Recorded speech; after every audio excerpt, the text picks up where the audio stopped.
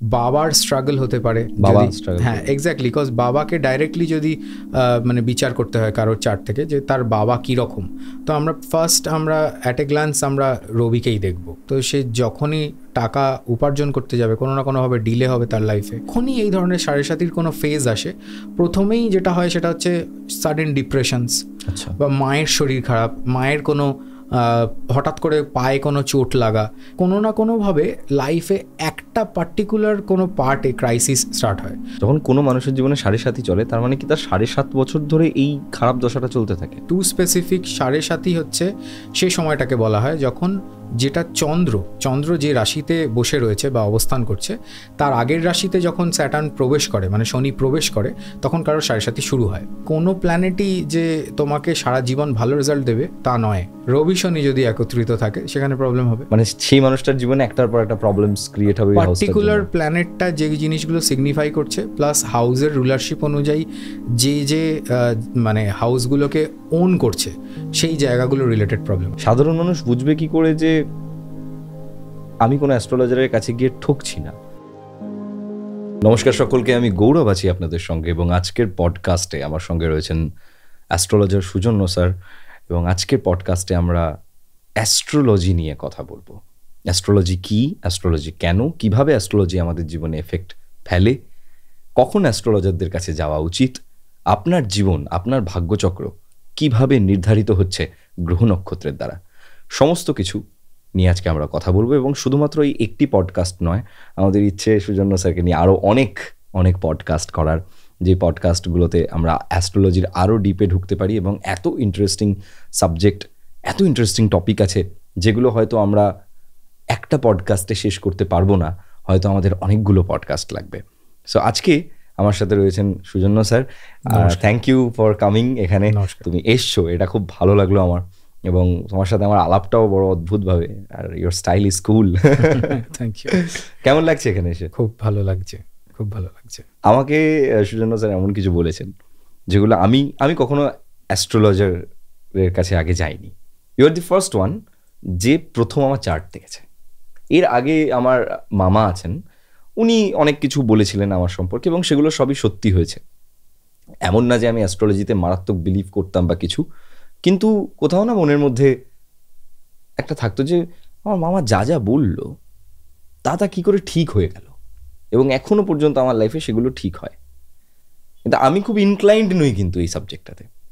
Just আমার কাছে এই সাবজেক্টটা ওকে, এই সাবজেক্টটা এক্সিস্ট করে এবং that's it, but I am not inclined to it. কিন্তু যখন আমি তোমার সাথে প্রথম বসলাম, তুমি চার্টটা দেখে এমন কিছু আমাকে বললো যেগুলো বলার পর বললাম যে এটা তো কারোর জানার কথা না, এগুলো তুমি কি করে জানলে, তো কি করে সম্ভব হলো ওটা? দেখো, অ্যাস্ট্রোলজি সাবজেক্টটা অনেক লোকের অনেক ভুল ধারণা আছে এই সাবজেক্টটা নিয়ে। প্রথমত হচ্ছে অ্যাস্ট্রোলজি শুধুমাত্র যে কোনো প্রেডিকশানে কাজে লাগবে সবসময় সব ক্ষেত্রে তা নয়। এটাকে আমরা গাইডলাইন হিসেবেও ম্যাক্সিমাম ইউজটা করতে পারি। তো সেই ক্ষেত্রে যেটা ধরো এখনকার টাইম লাইনে তোমার বার্থ চার্ট বলতে পারে সেটা প্রেডিকশান, আর বাকিটুকু আমার গাইডলাইন, যেটা আমি ধরো তোমাকে বলতে পারি যে কোনো পার্টিকুলার পথে গেলে বা তুমি সেই যদি আমার গাইডেন্সে এগোও বা যেটা তোমার চার্টে রয়েছে সেটা ডিকোড করাটা হচ্ছে মেন জিনিস অ্যাস্ট্রোলজির। তো এইভাবেই আমি বেসিক্যালি আমি ভৃগুনন্দী নাডি অ্যাস্ট্রোলজি প্র্যাকটিস করি। তো সেই ভৃগুনন্দী নাডি অ্যাস্ট্রোলজির মেথডে আরও বেশি অ্যাকিউরেটলি কিছু প্রেডিকশানস এরকম করা যায় যেগুলো ধরো তুমি পার্সোনালি নিজে জানো, এবং যে কটা অন্য টেকনিক আছে অ্যাস্ট্রোলজির সেগুলোতেও বলা সম্ভব, বাট আমি পার্টিকুলার মানে বেশি প্রেফার করি ভৃগুনন্দী নাডি পদ্ধতি এই মুহূর্তে। আমি তোমাকে একটা প্রথম প্রশ্ন করি, সেটা হচ্ছে যে এখনকার দিনে ইন্টারনেটের যুগ, এখন চ্যাট জিপিটিকে একটা প্রশ্ন করলে সব উত্তর চলে আসে, আর্টিফিশিয়াল ইন্টেলিজেন্সের যুগ, যে কোনো সমস্যা ইউটিউবে একটা সার্চ করলেই তার হাজার একটা সমাধান বেরিয়ে আসে। ব্যক্তিগত জীবনের সমস্যার সমাধান হোক, কি প্রফেশনাল ওয়ার্কের সমস্যার সমাধান হোক, বা রোগ ব্যাধি থেকে শুরু করে যা ইচ্ছা। যখন টেকনোলজি এতটা এগিয়ে গেছে, মডার্ন হয়ে গেছে সব কিছু, একটা ক্লিকে আমরা সব উত্তর পাই, তাহলে আমরা অ্যাস্ট্রোলজারের কাছে কেন যাব? দেখো, প্রথমত অ্যাস্ট্রোলজি বলতে যেটা মানে সবাই যেভাবে অ্যাস্ট্রোলজিকে দেখে তার মধ্যে ভেদিক অ্যাস্ট্রোলজি যে পার্টিকুলার টেকনিক রয়েছে বা পরাশরী যেটাকে আমরা জানি ভেদিক অ্যাস্ট্রোলজি বলে, তো এটা ঋষি পরাশরের তৈরি করা একটি টেকনিক অফ অ্যাস্ট্রোলজি। উনি ছাড়া আরও অনেক মানে ঋষিমুনিরা রয়েছেন যাদের টেকনিক অ্যাস্ট্রোলজিক্যালি ইউজ করা হয়, সেগুলো নিয়ে পরে আসবো। বাট দেখো, আর্টিফিশিয়াল ইন্টেলিজেন্সটা চলেও একটা প্রোগ্রামে, তো সেটার যে প্রোগ্রামিংটা সেটাও কাউকে প্রথমবার ইনিশিয়েট করতে হবে। তো সেই ইনিশিয়েশনটার একটা যে কোনো পার্টিকুলার টেকনিকে করা সম্ভব। ধরো ভেদিক অ্যাস্ট্রোলজি যদি ওকে মানে প্রথমে কোনোভাবে প্রোগ্রামিংয়ের থ্রু ফিড করা হয়, এআই বেসিক্যালি তোমার এই পার্টিকুলার প্যাটার্ন ওরিয়েন্টেডই উত্তরগুলো দেবে।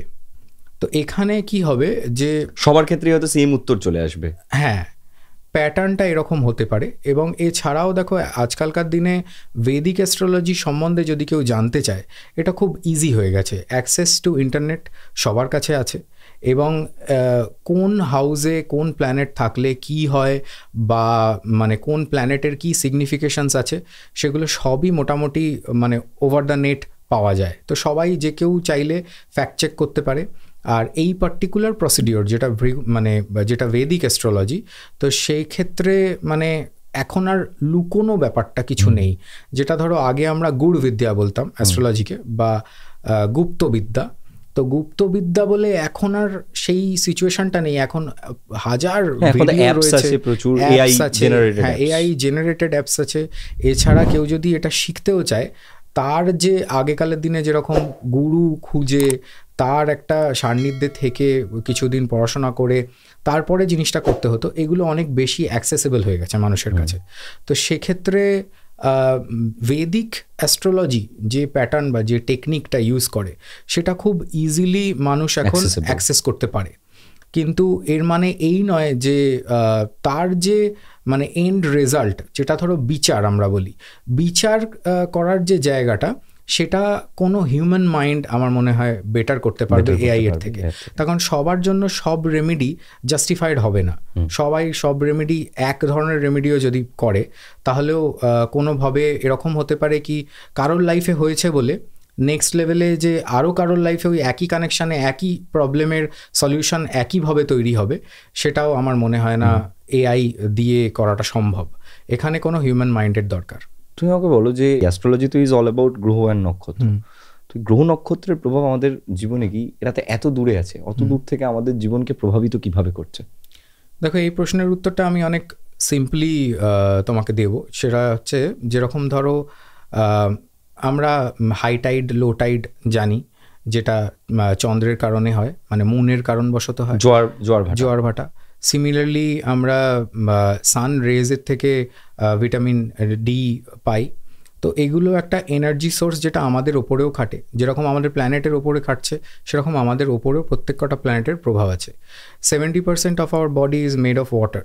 তো সেক্ষেত্রে যদি ধরো একটা হাই টাইড লো টাইড ওশানে হতে পারে, তাহলে আমাদের বডি কীভাবে রিয়্যাক্ট করতে পারে যখন কৃষ্ণপক্ষ শুক্লপক্ষ আমরা ওয়েনিং অ্যান্ড ওয়্যাক্সিং মুন, তো দেখবে কৃষ্ণপক্ষতে আমাদের মুড যতটা না ভালো, শুক্লপক্ষে তার থেকে একটু বেটার। এই যে গ্রহের অবস্থানগুলো, এগুলো কি আমাদের জন্মের সময় গ্রহের যেই জায়গায় অবস্থান ছিল, এবং গ্রহের যা পার্টিকুলার প্রত্যেকটা গ্রহের যে ফিচার্স, প্রত্যেকটা গ্রহের যে পার্টিকুলার কিছু পজিটিভ অ্যাসপেক্টস, সেগুলোর দ্বারা মানুষের জীবন নিয়ন্ত্রিত? মানে এই যে চার্ট তৈরি হয়, হোয়াট ইজ দ্য চার্ট?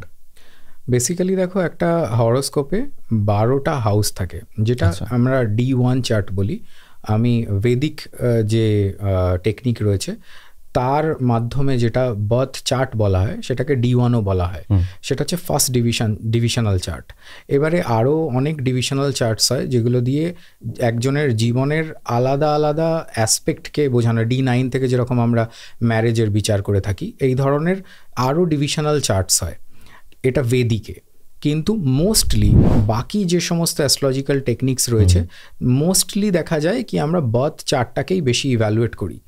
এবং এই যে বার্থ চার্ট ইভ্যালুয়েশন যেটাকে আমি বলছি, এখানে টোটাল 12টা ঘর আছে, 12টা হাউজেস আছে। তো 12টা হাউজেসের মধ্যে আমাদের জীবনের এক একটা এরিয়া অফ লাইফ এক একটা হাউস ডিটারমাইন করে, আর প্ল্যানেটের নিজস্ব সিগনিফিকেন্স আছে। যেরকম ধরো সান থেকে আমরা ইগোর বিচার করি, ইমিউনিটির বিচার করি, কিছুটা বোনসও আমরা দেখি।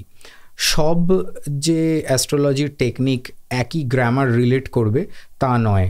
লাল কিতাব অ্যাস্ট্রোলজিতে আলাদা গ্রামার ইউজ হয়, ভৃগুনন্দী নাড়ি জ্যোতিষে আলাদা গ্রামার ইউজ হয়, ভেদিক জ্যোতিষে আলাদা গ্রামার ইউজ হয়, বাট মোরলেস অনেকটা সিমিলারিটি আছে। এবারে প্ল্যানেটদের মধ্যে ফ্রেন্ডশিপ অ্যান্ড এনিমিটিস আছে, যেরকম আমাদের জীবনেও মানে এনিমি কেউ আর বন্ধু কেউ, বা কাউকে ভালো লাগছে না সেরকম কেউ আছে, আবার যারা আত্মীয় তারাও কেউ আছে। কাকে কার এনিমি? সো এখানে ডিপেন্ড করছে কি কোন টেকনিক ইউজ করা হচ্ছে। মোস্টলি যদি ভেদিক জ্যোতিষের কথা বলা হয় তাহলে রবি মানে সূর্য, চন্দ্র, বৃহস্পতি আর তার সাথে সাথে হচ্ছে মঙ্গল, এটা একটা গ্রুপ অফ প্ল্যানেটস। আর এর অ্যান্টি প্ল্যানেটস হচ্ছে স্যাটার্ন, ভিনাস আর মার্কারি, এগুলো হচ্ছে ওদের এনিমি প্ল্যানেটস। আর রাহু কেতু মোস্টলি মানে অন দ্য আদার সাইড, মানে স্যাটার্নের দিকেই বেশি, মানে ওই দলে বেশি, মানে ভেদিক অ্যাস্ট্রোলজিতে মানে কারোর সাথে বন্ধুত্ব আছে, বা শুক্র রাহু ফ্রেন্ডশিপ বলা হয়, শুক্রকে গুরু বলা হয় রাহুর। তো এই ধরনের ব্যাপার রয়েছে। কিন্তু আবার কিছু টেকনিক এরকম আছে, যেরকম ভৃগুনন্দী নাড়িতে কমপ্লিটলি ম্যালিফিক এফেক্টস দেখা হয় হচ্ছে রাহু কেতু থেকে। আর বাকি মানে রাহু কেতু এমন এলিমেন্ট যেটা সবার এনিমি। তো এই ধরনের টেকনিক্যাল ডিফারেন্সেস আছে প্রত্যেক কটা টেকনিকে।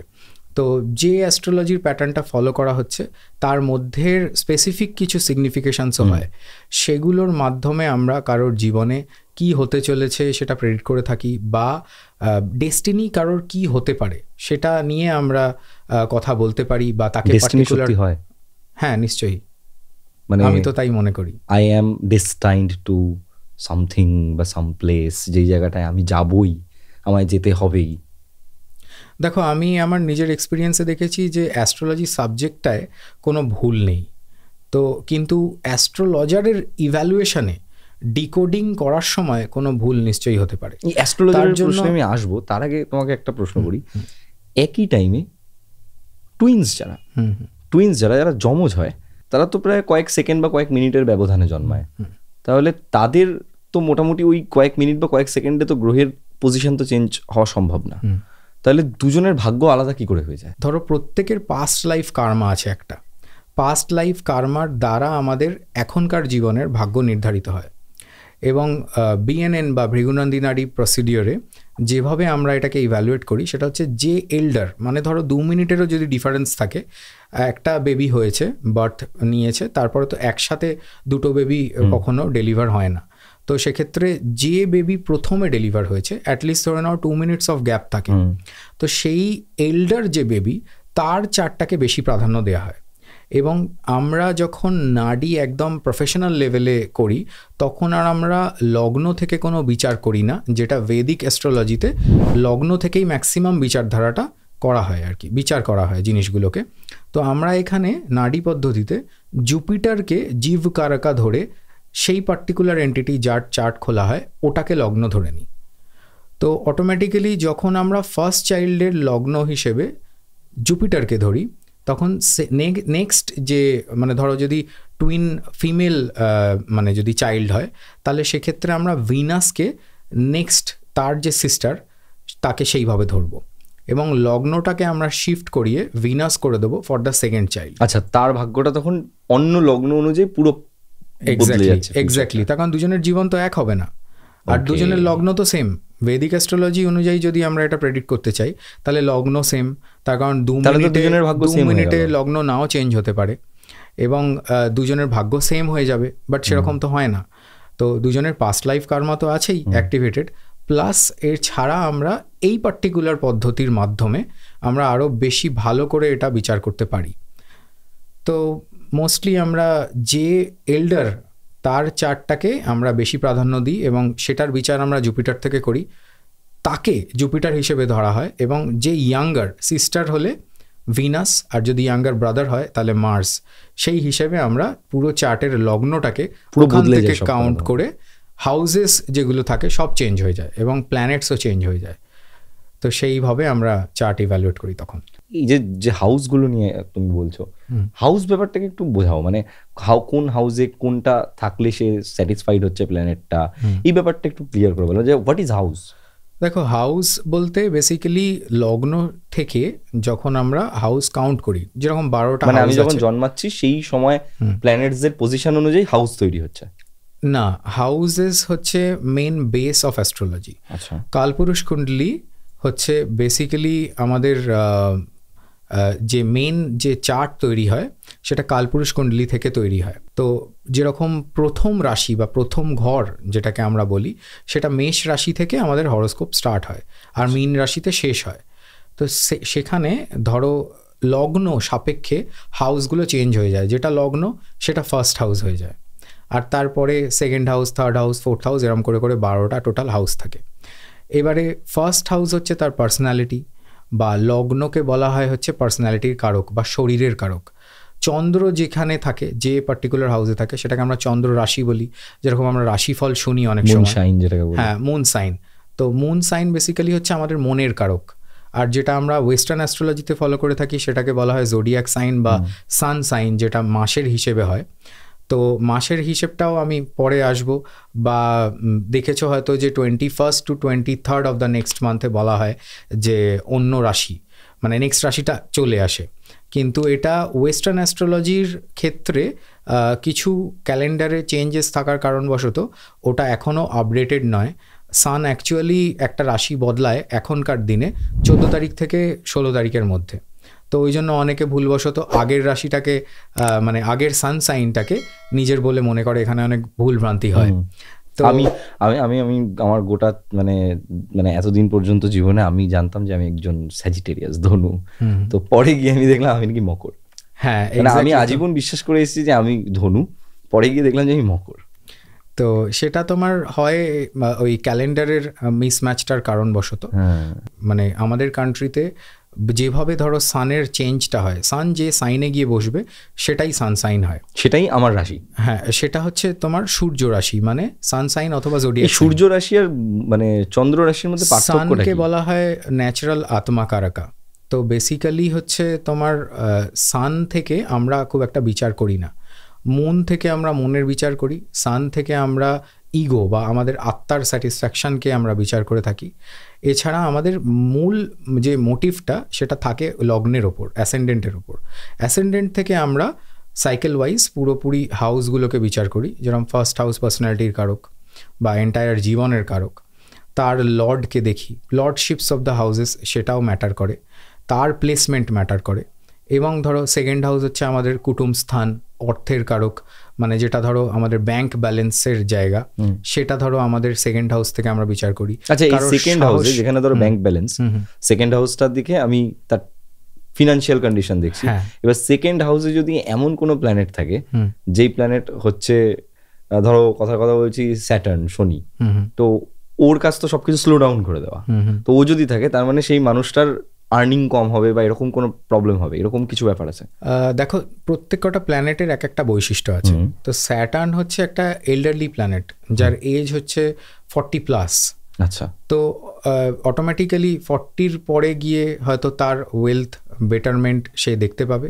ওকে। অথবা স্যাটার্ন হচ্ছে ডিলের কারক, তো সে যখনই টাকা উপার্জন করতে যাবে কোনো না কোনোভাবে ডিলে হবে তার লাইফে, যদি ওই সেকেন্ড হাউসে স্যাটার্নটা থাকে, যদি স্যাটার্ন থাকে। আর ধরো ওখানে ধরো হচ্ছে কারোর বৃহস্পতি আছে, এটা দেখো শুধুমাত্র প্ল্যানেটের ওপরে নয়, প্ল্যানেটের প্লেসমেন্ট তো আছেই, প্লাস প্ল্যানেটের প্লেসমেন্ট হিসেবে যে হাউসটা রয়েছে সেই হাউসটা ফ্রেন্ডলি সাইন কিনা সেটাও ব্যাপার আছে। আচ্ছা, মানে প্রত্যেক প্ল্যানেটের সাথে একটা হাউসের ফ্রেন্ডলি সাইনও থাকে, এই হাউসটাই প্ল্যানেটটা স্যাটিসফাইড থাকে।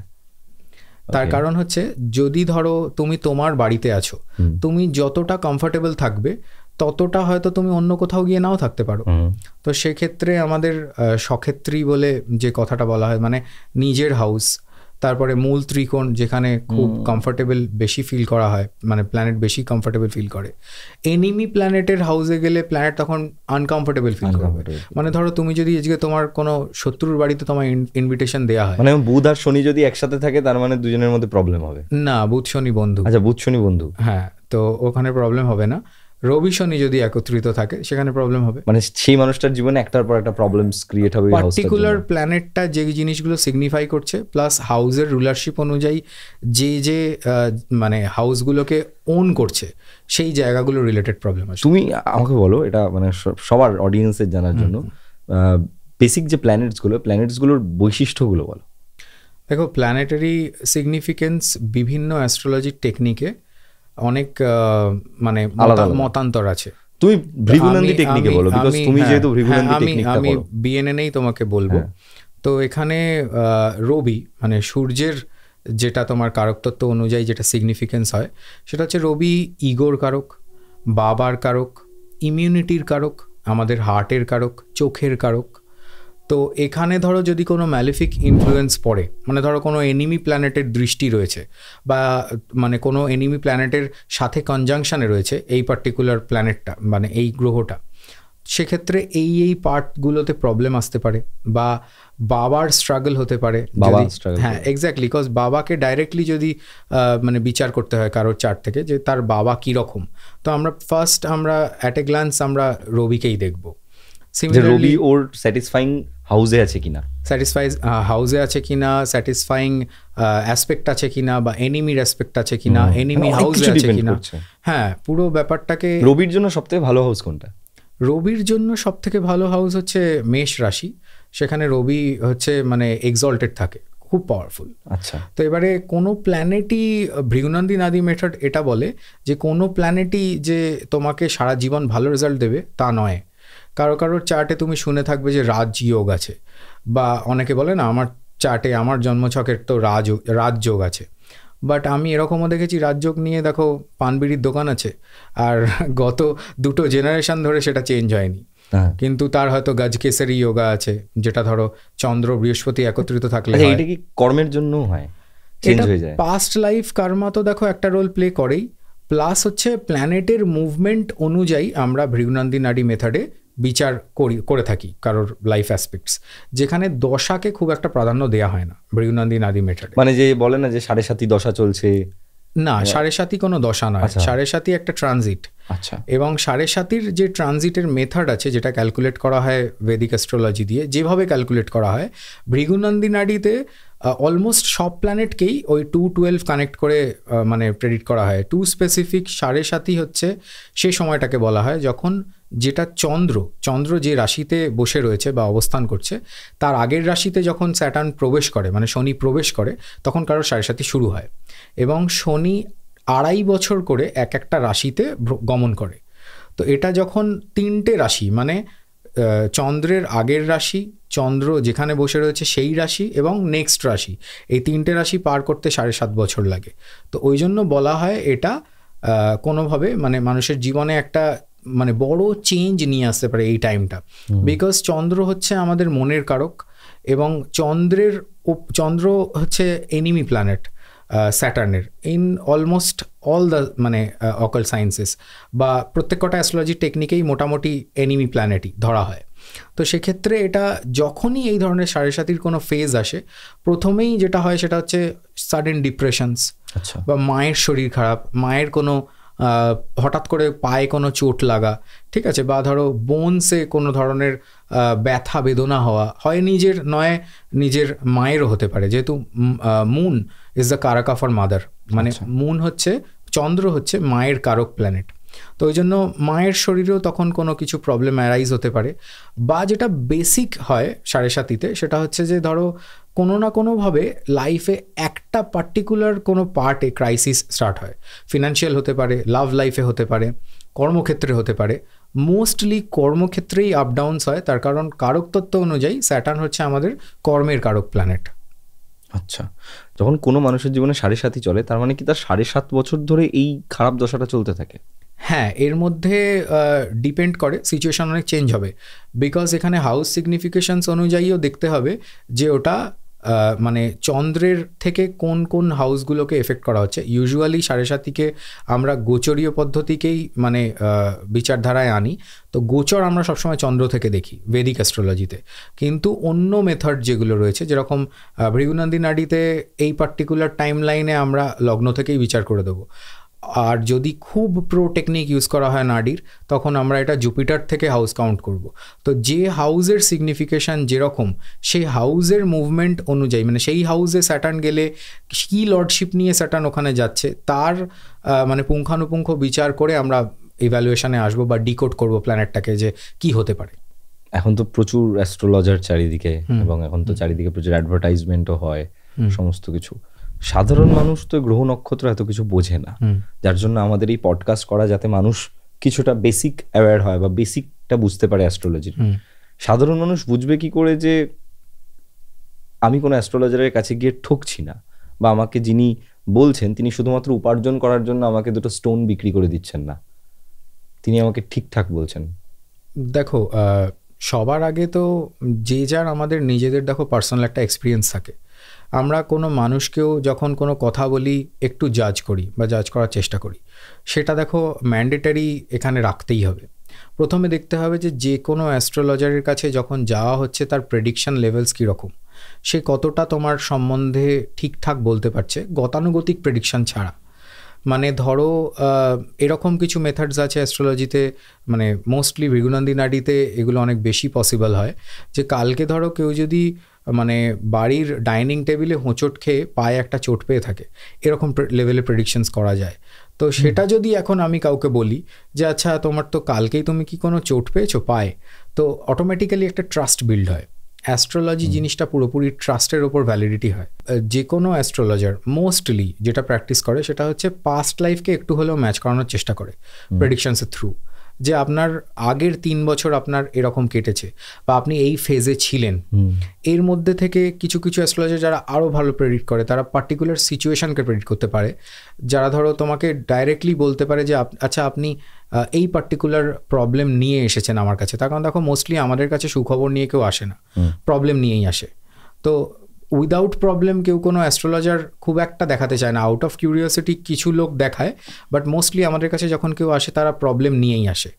তো সেই প্রবলেমটাকে ডাইরেক্টলি যদি কেউ ইভ্যালুয়েট করে দেয় তাহলে অটোমেটিক ট্রাস্ট বিল্ড আপ হয়ে যায়। সেটা থেকে অনেকটা সময় জাজ করা সম্ভব যে অ্যাস্ট্রোলজার ভালো কিনা। এছাড়া অ্যাস্ট্রোলজার মানে কেউ ধরো মানে ওয়ার্ড অফ মাউথ পাবলিসিটি এখানে বড় রোল প্লে করে আজকের দিনেও, যে কেউ ধরো কোনো পার্টিকুলার অ্যাস্ট্রোলজারের কাছে গিয়ে ভালো এফেক্ট পেয়েছে বা রেজাল্ট পেয়েছে, বা তিনি যা বলেছেন সেটা পার্টিকুলার কারোর জীবনে খেটেছে, তো অটোমেটিক্যালি তার ফ্রেন্ড সার্কেলে বা ক্লোজ অ্যাকুয়েন্টেন্সেস লেভেলে এটা দেখা যায় যে সে হয়তো রেকমেন্ড করলো বন্ধু বান্ধবকে, বা এইভাবেই প্রফেশনটার যে মূল মাউথ মার্কেটিং এ যার নাম আমি বেশি পাচ্ছি তার কাছে যাওয়াটাই মনে হয় বেশি ভালো, অনেক বেশি সুটেবল। এছাড়া অ্যাস্ট্রোলজার যে কথা বলছে সেগুলোকে ফ্যাক্ট চেক করে নেওয়া আজকের ডেটে খুব জরুরি। তার কারণ যেহেতু মানে অনেক অ্যাস্ট্রোলজার বেড়ে গেছে, সবার নলেজকে চ্যালেঞ্জ করা যাবে না, এবং সবার নলেজ যে ঠিক সেটাও নয়। তার কারণ এটা একটা শুধুমাত্র গাইডলাইন তো নয়, মানে গাইডলাইনের একটা পার্ট আছে অবভিয়াসলি, প্রেডিকশানের পাওয়ারও থাকতে হবে। যে মানে সুটসেয়ার বলছি না, মানে যে ফরচুন টেলার কথাটাকে আমি বেশি হাইলাইট করছি তা নয়, কিন্তু কিছু কথা এমনও হতে হবে যেখান থেকে বোঝা যাবে যে না ইনি যে ফিউচার ভেবে আমাকে কথাটা বলছেন সেটা ফিউচারে ম্যাচ করবে। তার কারণ আজকে আমি অ্যাস্ট্রোলজার, তো আমি যখন কাউকে কোনো সাজেশান দিচ্ছি বা ওপিনিয়ন দিচ্ছি তার প্ল্যানেটারি পজিশনসের মানে ডিকোড করে, প্ল্যানেটারি পজিশনকে ডিকোড করে, তো তখন আমি তাকে যা বলছি তার ওপর কিন্তু সে নিজের লাইফে খুব সিরিয়াস ডিসিশনস নেবে। একদম। সেটা যদি একটা মানুষের গোটা জীবন বদলে দিতে পারে, সেটা যদি কোনোভাবে যদি অ্যানালাইসিসে ভুল হয়ে যায় তাহলে সেখানে মারাত্মক কিছু মানে নেগেটিভ সিগনিফিকেন্সও কারোর লাইফে চলে আসতে পারে। 100বার মানুষ ডিপ্রেসড হয়ে যায় কোনো অ্যাস্ট্রোলজারের কাছে গিয়ে যদি কেউ শোনে যে বলছে যে তোমার তো এটা হবে না বা তোমার তো এটা হচ্ছে না, সে হয়তো ওটা নিয়ে আজীবন স্বপ্ন দেখে এসছে এবং অ্যাস্ট্রোলজার বলে দিল হচ্ছে না বা হবে না, তখন তো সেই মানুষটা এমনি ডিপ্রেসড হয়ে যাবে শুনে। মানুষ অনেক সময় অ্যাস্ট্রোলজারের কাছে যেতে চায় না হয়তো এই ভয়ে যে ভাই কি না কি শুনে নেবো, কি না কি বলে দেবে, তারপর দেখা গেল যে আমার জীবনে এটা হচ্ছে না বা আমার জীবনে এটা হবে না।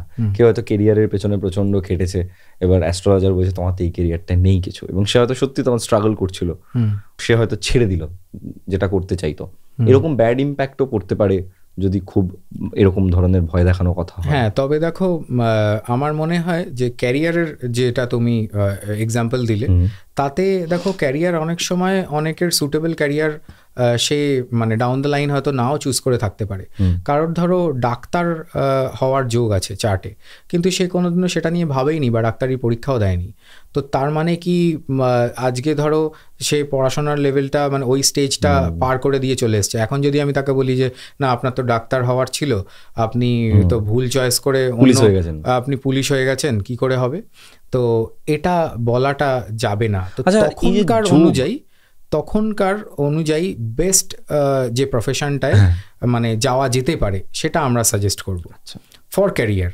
আর বাকি যেটা তুমি বলছো যে না মানে এখানে ভুল ডিসিশনের মানে ভুল বিচারের কারণবশত পুরো লাইফ কারো শেষ হয়ে যেতে পারে, এরকমও অনেক ক্ষেত্রেই হয়, অনেক ক্ষেত্রেই হয়।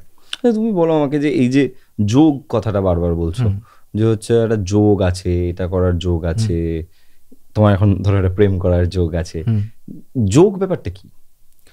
যোগ হচ্ছে বেসিক্যালি ধরো কম্বিনেশন অফ প্ল্যানেটস তৈরি করে। আচ্ছা, মানে ফ্রেন্ডলি প্ল্যানেটস যদি ধরো একত্রিত হয়ে একটা পার্টিকুলার ভালো হাউসে থাকে, তাহলে সেটা মানে ভালো কোনো যোগের সৃষ্টি করে। ঠিক আছে, যেরকম ধরো রাজযোগ, বিপরীত রাজযোগ, ফর এক্সাম্পল আমি জাস্ট এগুলোর নাম নিচ্ছি। আর যেগুলো ধরো মানে কোনো ম্যালিফিক প্ল্যানেটের আন্ডারে যে যোগগুলো তৈরি হচ্ছে, কোনো ম্যালিফিক প্ল্যানেটের কনজাংশনে তৈরি হচ্ছে, বা কোনো ম্যালিফিক আর কোনো মানে বেনিফিক প্ল্যানেটের একত্রিত থাকার কারণবশত কোনো নেগেটিভ যোগ তৈরি হচ্ছে, যেমন 20 যোগ তৈরি হচ্ছে। তো এই যোগগুলোকে ইভ্যালুয়েট করাটা খুব দরকার মানুষের জীবনে। বাট এগুলোও তখনই প্রভাব ফেলে যখন গোচরীয় অবস্থায় প্ল্যানেটগুলো অ্যাক্টিভেট হয়। এই যে গোচরের কথা বারবার বলছো, হোয়াট ইজ গোচর? গোচর বারবার বলছি তার কারণ আমরা গোচরটাকে নিয়েই বেশিরভাগ টাইম অ্যানালাইসিস করে থাকি। গোচর মানে হচ্ছে ট্রানজিট অফ প্ল্যানেটস। যেরকম ধরো মানে একদম লেম্যানস টার্মে বোঝাতে গেলে, আমরা যখন জন্ম নিচ্ছি তখনকার যে গ্রহ অবস্থান সেটা অনুযায়ী বা তার একটা মানে ফটোকপি হচ্ছে আমাদের বার্থ চার্ট। কিন্তু প্ল্যানেট তো সেখানে থেমে নেই, প্ল্যানেটরা মুভ করছে, যেরকম আর্থ মুভ করছে। তো সেই মানে মাধ্যমটা বেসিক্যালি হচ্ছে প্ল্যানেট মুভ করে করে হাউস চেঞ্জ করছে। ওই জন্য আমাদের ভৃগুনন্দী নাড়ি মেথডে বলা হয় যে জীবন কখনো একরকম চলে না। তো তুমি দেখবে যে কারোর হয়তো খুব টাফ একটা সিচুয়েশান চলছে বা একটা টাফ ফেজ চলছে, সেটা আবার ধরো 1-1.5 বছর পরে দেখবে সে সেখান থেকে বেরিয়ে গেছে automatically, without any astrologer, without any astrological remedies. সে সেখান থেকে সেটা পার করে উঠে অন্য কিছু করছে। লোকে সেটা ভাববে মোটিভেশন, বাট এখানে কিন্তু অ্যাকচুয়ালি গোচর যেহেতু চেঞ্জ হচ্ছে, ওই জন্য সব সময়ই চেঞ্জের একটা মানে জায়গা থাকে। তাহলে জন্মছক যেটা, ওই জন্মছকের সময় যেখানে যেখানে যেই প্ল্যানেটের অবস্থান যাচ্ছিল সেটাই তার মানে আলটিমেটাম নয়? না, আলটিমেটাম নয়। এবং গোচরের মাধ্যমে আমরা প্রেডিকশন করে থাকি ভৃগুনন্দী নাড়িতে। এটাকেও আরও বেশি পারফেকশন যখন আমরা দিই ভৃগুনন্দী নাড়ি মেথডে, এটাকে প্রগ্রেশন অফ প্ল্যানেটস বলা হয়। যে পার্টিকুলার প্ল্যানেটের যা ডিগ্রি আছে বার্থ চার্টের মধ্যে, সেই ডিগ্রিগুলোকে আমরা লিডে কনভার্ট করি মান্থের হিসেবে। সেই মান্থটাকে আমরা গোচরের সাথে ক্যালকুলেট করে তারপরে আমরা কোনো প্রেডিকশান করি যে এখন বর্তমানে কি সিচুয়েশান বা কি হতে পারে কারোর লাইফে। এত বড় একটা সাবজেক্ট, যে সাবজেক্টটা একবারে শেষ করা প্রায় অসম্ভব। তোমার সাথে এরপর আমার আরও অনেক পডকাস্ট করতে হবে, যেখানে আমার খুব ইচ্ছা আছে যে রাহু কেতু সম্পর্কে আরও জানা, তারপর ওই ভৃগুনন্দী নাড়ি টেকনিকটা অ্যাকচুয়ালি কি, এটার সাথে ডিফারেন্সগুলো কোথায়, আর কি কি টেকনিক্স আছে, এরকম অনেক বিষয়পত্র জানবো। আমি এই পুরোটা মানে পডকাস্টটা আমরা প্রায় শেষের দিকে চলে এসেছি। মানে এটা বলতে পারো যে আউট অফ কিউরিওসিটি আমি তোমাকে জিজ্ঞাসা করছি যে এই যে জেমস্টোনস, এই যে জেমস্টোনস যেগুলো আমরা পড়ি, আঙুলে পড়ি, যদিও আমার হাতে কিছু নেই, তো এই জেমস্টোনস পড়লে আর না পড়লে একটা মানুষের জীবনে কি ডিফারেন্স হবে? মানে আমি যেমন কোনো জেমস্টোন পড়ে নেই, বাট আমার লাইফ যেমন চলছে সচ্ছলভাবে চলছে, যদি আমি পড়ি তাহলে কি ডিফারেন্স হবে? দেখো, জেমস্টোনস একমাত্র রেমেডিয়াল মেজার নয় অ্যাস্ট্রোলজিক্যালি। এটা একটা ব্যবসার মাধ্যমও বটে, যেখান থেকে কেউ কোনো টাকা উপার্জন করতে পারে। তার জন্য আমরাও জেমস্টোন প্রেসক্রাইব করে থাকি, but it is not the only solution in astrology. Okay, তো সেক্ষেত্রে জেমস্টোনসকে যদি আমাকে খুব শর্টে বোঝাতে হয়, দেখো, আজকে তুমি কোনো বন্ধুর সাথে দেখা করলে, তো সে যদি এখন খুব আনন্দের সহকারে তোমাকে গ্রিট করছে বা তোমার সাথে কথা বলছে, খুব খুশি হয়ে কথা বলছে, তখন তোমারও একটা মুড আপলিফট হওয়ার একটা জায়গা থাকবে। বা কেউ যদি এসে তোমার কাছে খুব কাঁদছে, তো একটা নেগেটিভিটি ছড়াবে, কিছুক্ষণ পরে তোমারও মন খারাপ হয়ে যেতে পারে। ঠিক আছে, তো এই যে মানে যে ভাইব্রেশন, সেইটা জেমস্টোনও প্রোভাইড করে। যদি আমি কোনোভাবে অ্যানালাইসিস করে কোনো পার্টিকুলার জেমস্টোন তোমাকে এরকম প্রেসক্রাইব করতে পারি যাতে তোমার কিছু একটা পার্টিকুলার দিকের আপলিফমেন্ট হবে প্ল্যানেটারি সিগনিফিকেন্স অনুযায়ী। যেমন ধরো কারোর ফর এক্সাম্পল, তুমি রাহুকেতু নিয়ে এত কিছু জিজ্ঞেস করছিলে, তো রাহু নিয়েই একটা এক্সাম্পল দিচ্ছি।